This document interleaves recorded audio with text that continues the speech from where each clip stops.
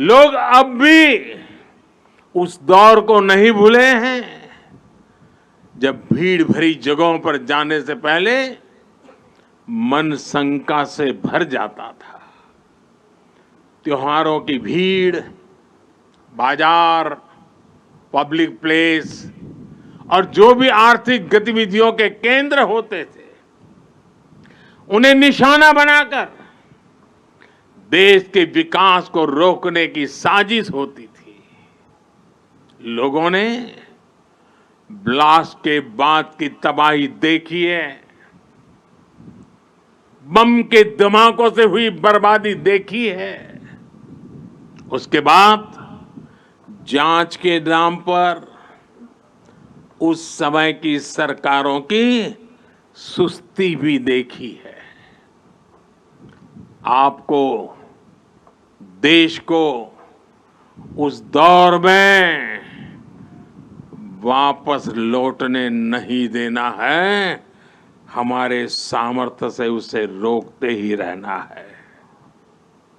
जो लोग देश की एकता पर हमले कर रहे हैं, हम सभी देशवासियों को उन्हें जानना है, पहचानना है, समझना है और उनसे सतर्क भी रहना है। साथियों, देश की एकता के रास्ते में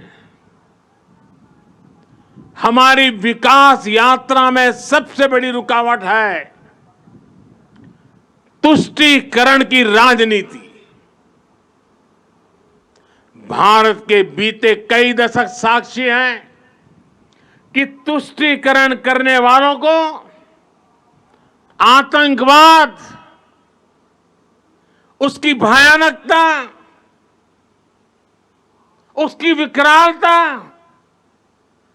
कभी दिखाई नहीं देता। तुष्टीकरण करने वालों को मानवता के दुश्मनों के साथ खड़े होने में संकोच नहीं हो रहा है।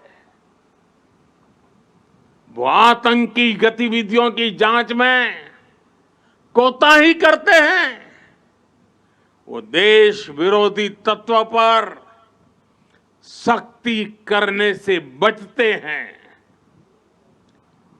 तुष्टीकरण की सोच इतनी खतरनाक है कि वो आतंकियों को बचाने के लिए अदालत तक पहुंच जाती है। ऐसी सोच से किसी समाज का भला नहीं हो सकता, इससे कभी देश का भी भला नहीं हो सकता। एकता को खतरे में डालने वाली ऐसी सोच से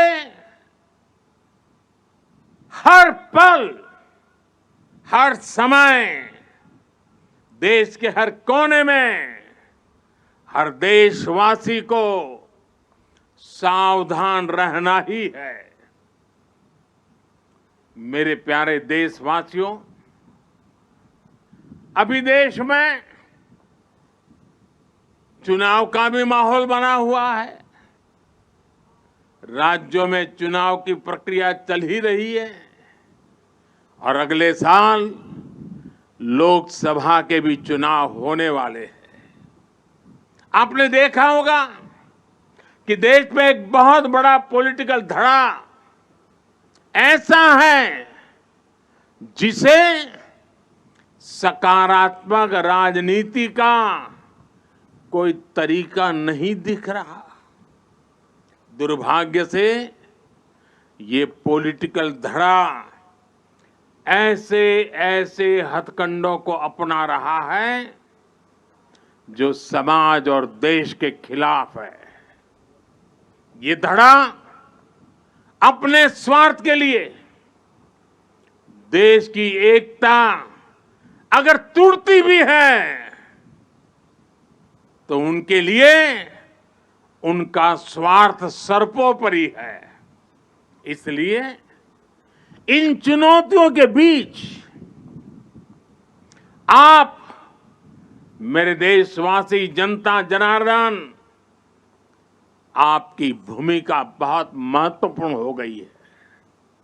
ये लोग देश की एकजुटता पर चोट करके अपना राजनीतिक हित साधना चाहते हैं।